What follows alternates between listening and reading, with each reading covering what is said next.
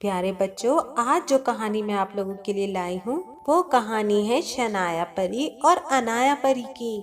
प्यारे बच्चों, शनाया परी और अनाया परी दोनों बहनें थीं। शनाया परी और अनाया परी अपने माँ बाप के साथ कोहे काफ में रहा करती। लेकिन प्यारे बच्चों, शनाया परी बहुत खूबसूरत थी और बहुत गोरी थी, लेकिन अनाया परी काली थी। इसी वजह से अनाया परी को कोई भी पसंद नहीं करता था। शनाया परी हर वक्त अनाया परी से लड़ती रहती थी और उससे कहती थी कि देखो मैं कितनी खूबसूरत हूँ और मैं कितनी गोरी हूँ और तुम हो काली परी। शनाया परी अनाया परी को हमेशा काली परी कहा करती थी और अनाया परी की माँ भी उससे नफरत करती थी। वो कहती थी कि तुम काली परी पता नहीं हमारे घर कहाँ से आ गई, और वो हमेशा अनाया परी को डांटती रहती थी। लेकिन अनाया परी कभी भी अपनी बहन की बातों का और अपनी माँ की बातों का बुरा नहीं मानती थी, क्योंकि अनाया परी अपनी माँ से और अपनी बहन से बहुत मोहब्बत करती थी। वो कभी भी उन दोनों की बातों का बुरा नहीं मनाया करती थी। अनाया परी को तालाब के किनारे पर बैठना बहुत पसंद था। वो अक्सर वहाँ पर जाकर बैठ जाया करती थी। एक दफा की बात है कि वो तालाब के किनारे पर बैठी हुई चांद को देख रही थी कि अचानक वहाँ से कोहे काफ का शहजादा सूरज गुजरा। अनाया परी ने देखा कि कुछ दूर जाकर शहजादा सूरज नीचे गिर पड़ा था। अनाया परी फौरन ही शहजादे सूरज के पास पहुंची और देखा तो शहजादा सूरज बेहोश हो चुका था और एक सांप उसके पास से जा रहा था।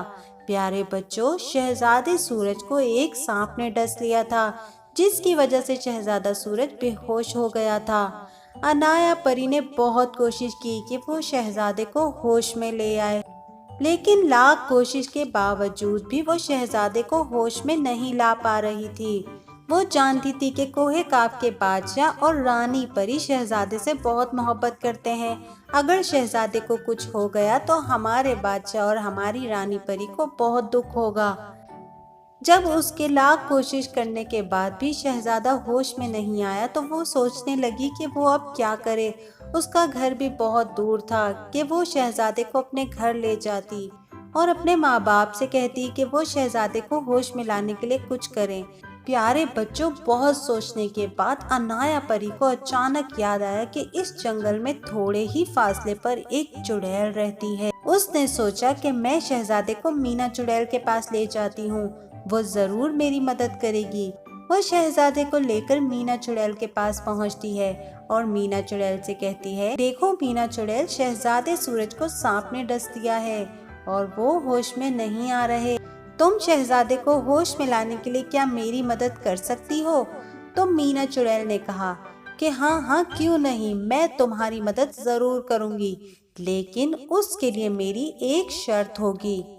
तो अनाया परी उससे कहती है कि मुझे तुम्हारी हर शर्त मंजूर है, तुम बस शहजादे को होश में ले आओ। तो मीना चुड़ैल उससे कहती है कि ठीक है, इसके बदले में मुझे तुम्हारी आवाज चाहिए। अनाया परी सोचती है और फौरन कहती है कि ठीक है।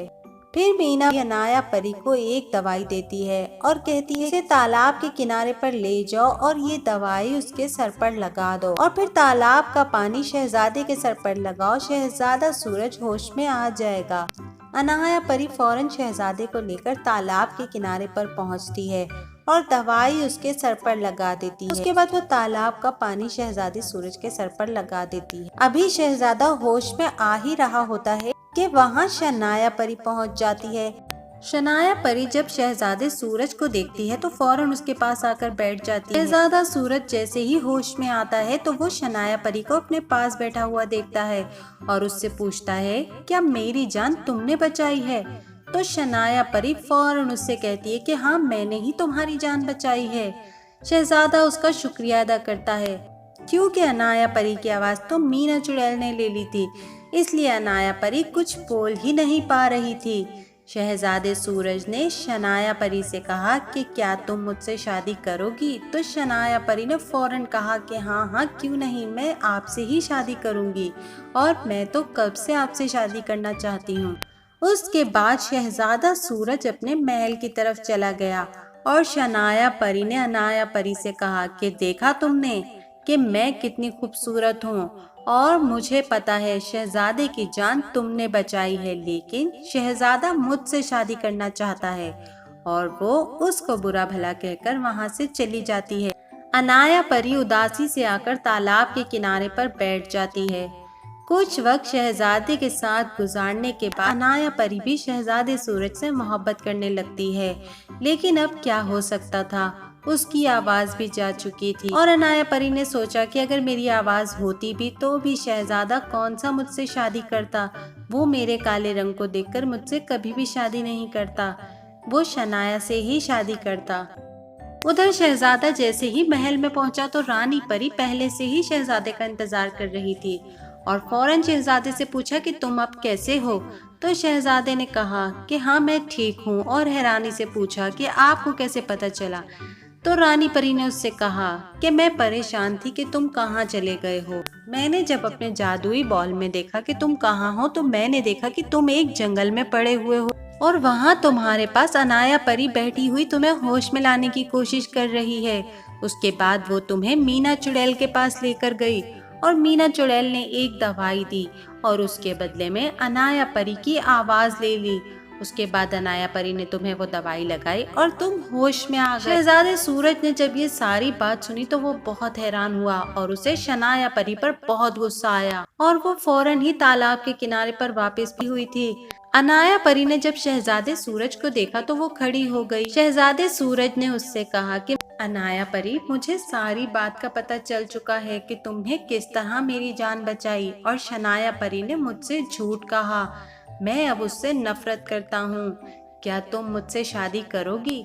तो अनाया परी ने खुशी से गर्दन हिला दी। उसके बाद शहजादा सूरज मीना चुड़ैल के पास गया और मीना चुड़ैल को अपना जादुई खंजर दिखा के कहा, देखो मैं तुम्हें अपने इस खंजर के एक ही वार से खत्म कर सकता हूँ, इसलिए बेहतर होगा कि तुम अनाया की आवाज वापस कर दो, वरना मुझसे बुरा कोई नहीं होगा। मीना चुड़ैल जानती थी कि शहजादे सूरज के पास बहुत सारी जादुई ताकत है। उसने फौरन ही अनाया परी की आवाज वापस कर दी और इस तरह अनाया परी की आवाज भी वापस आ गई और अनाया परी की और शहजादा सूरज की शादी भी हो गई और शनाया परी को उसके गरूर की और झूठ की सजा भी मिल गई। और फिर शहजादा सूरज और अनाया परी दोनों हंसी खुशी रहने लगे। तो प्यारे बच्चों, कैसी लगी आपको अनाया परी की ये प्यारी सी कहानी? अगर आपको ये कहानी अच्छी लगी हो तो मेरी वीडियो को लाइक कीजिए और चैनल को भी सब्सक्राइब कीजिए।